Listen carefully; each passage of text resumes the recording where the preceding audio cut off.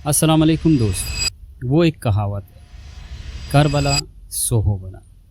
इसका मतलब ये हुआ, अगर आप अपनी ज़िंदगी में दूसरों की भलाई का ख्याल रखते हैं, इनकी खसूसियात में दियानतदारी, रहमदिली, इंसाफ पसंदी और दूसरों की मदद करने की ख्वाहिश रखते हैं, तो रिटर्न में कुदरत भी आपको इसी तरह की खसूसियात से नवाजता है।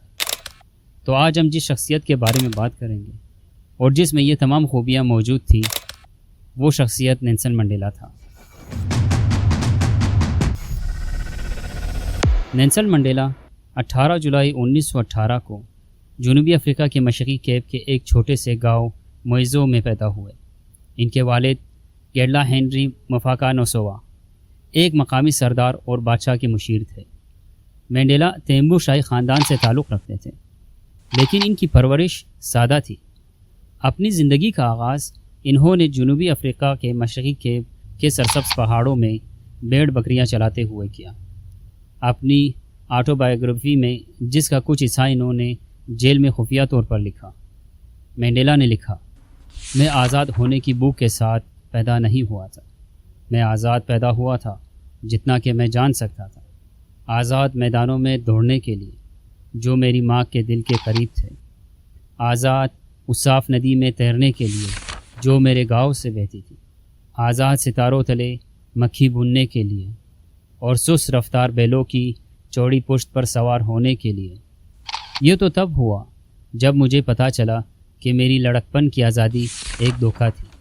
जब मैंने नौजवानी में दरियाफ़्त किया तो ये पता चला कि मेरी आज़ादी पहले ही छीन ली गई थी। तो तब मैंने इसकी भूख महसूस की। ये अल्फाज थे एक ऐसे शख्स की जिसका मकसद तमाम मर्दों, औरतों और बच्चों के लिए मसावत और आज़ादी कायम करना था। वो तमाम इंसानों के लिए बुनियादी हकूक़ के लिए खड़े थे, चाहे इनका जिन्स, कौमियत या नस्ल कुछ भी हो, जिसके लिए इन्होंने अपनी ज़िंदगी के 27 साल जेल में गुजारे। नेल्सन मंडेला का नाम खोली सादला था, जिसका मतलब है दरख्त की शाखों को खींचना, लेकिन स्कूल में इन्हें दूसरा नाम दिया गया। Miss Mdingane asked, "What is your name?" I told him my African name, Kholislas. He says, "No, I don't want that one. You must have a Christian name." So I say, "No, I don't have one." She says, "You are from today. You are going to be Nelson." चुनाचा इसके बाद वो दुनिया भर में Nelson Mandela के नाम से जाने जाने लगे। एक चीफ के बेटे के तौर पर नेल्सन मंडेला को इस वक्त के जनूबी अफ्रीका में बेहतरीन तालीम हासिल करने का मौका मिला। नेल्सन मंडेला अपने ख़ानदान के पहले फ़र्द थे जिन्होंने स्कूल में दाखिला लिया। इन्होंने फोर्ट हेनरी यूनिवर्सिटी में तालीम हासिल की, जहाँ इन्होंने पहली बार तलबा के एहतजाज में हिस्सा लिया। नाइंसाफ़ी और अदम मसावत को कबूल न करने की इनकी मज़ाहमत उम्र भर जारी रही। जनूबी अफ्रीका 1941। अपनी 20 की दहाई में नेल्सन मंडेला जोहान्सबर्ग मुंतकिल हो गए, जहाँ इन्हें पहली बार नस्ली इम्तियाज़ का सामना हुआ, जो बाद में अपार्थाइड हुकूमत के क़वानीन में शामिल हो गया। माइंस में काम करने और बाद में एक क़ानूनी दफ्तर में क्लर्क के तौर पर काम करने के दौरान मंडेला ने अपनी कानून की तालीम जारी रखी और अफ्रीकी नेशनल कांग्रेस ANC में शामिल हो गए।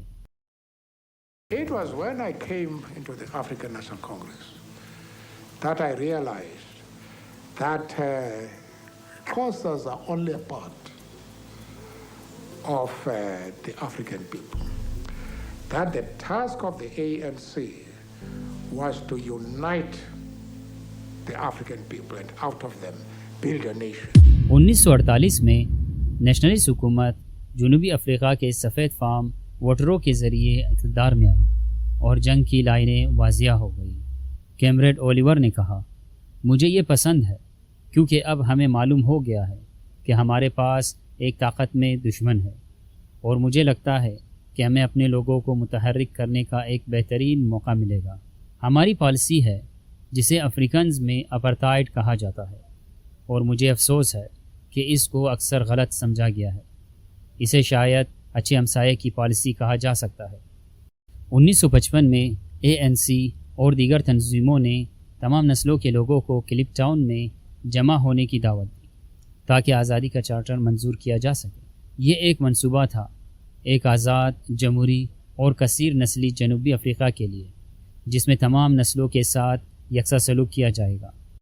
نیلسن منڈیلا جو اس وقت کے اجلاس کے اہم منتظمین میں سے ایک تھے، حکومت کے ذریعے اجلاس میں شرکت سے ممنوع تھے اور انہیں کنارے پر کھڑے ہو کر کارروائی دیکھنا پڑی۔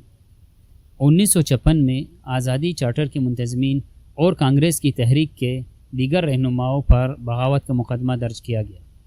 یہ مقدمہ خاص طور پر اس اختلاف کو مصروف رکھنے اور انہیں سیاست سے باہر رکھنے کے لیے بنایا گیا تھا۔ یہ مقدمہ 4.5 سال تک چلا اور آزادی کے چارٹر کو نافذ ہونے میں مزید 40 سال لگے۔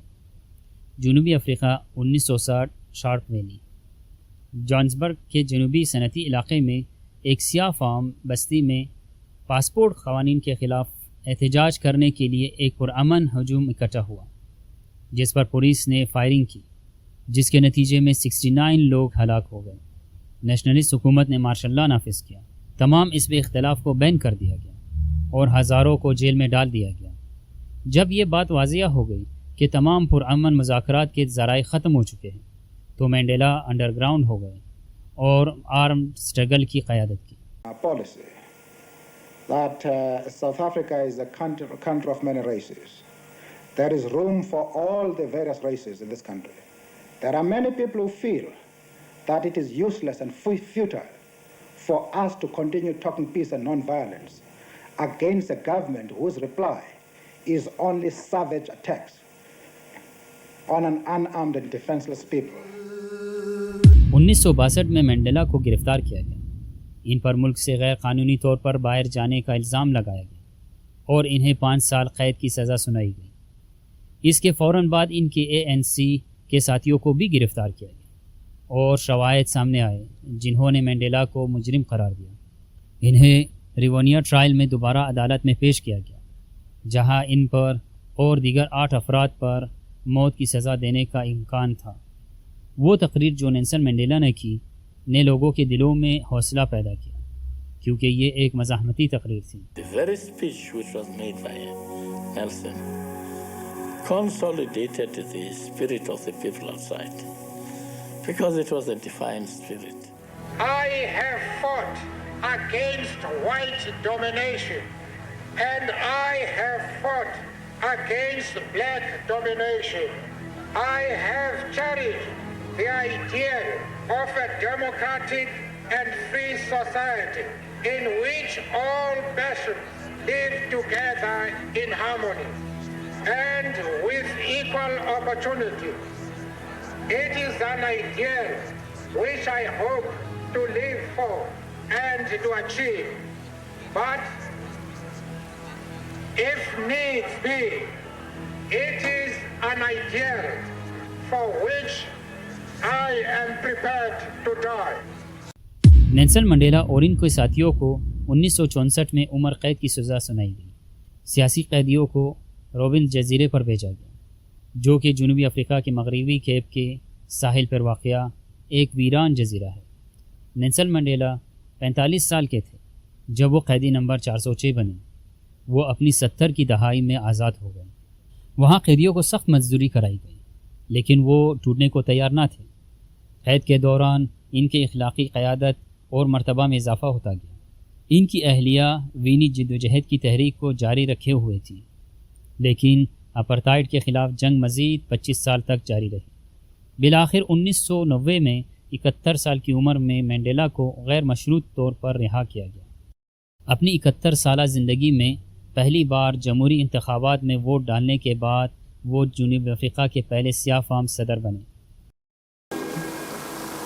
Never and never again shall it be that this beautiful land will again experience the oppression of one by another.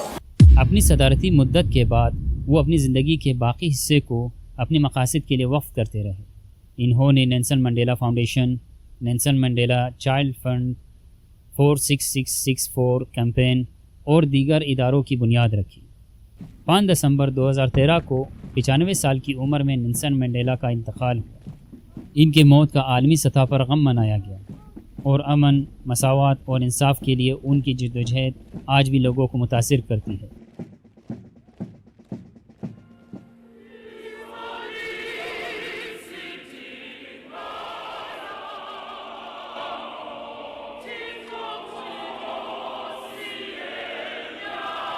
When I told one of my advisors a few months ago that I wanted to retire, he growled at me, quote, "You are retired." If that is really the case, then I should say, I now announce that I'm retiring from retirement.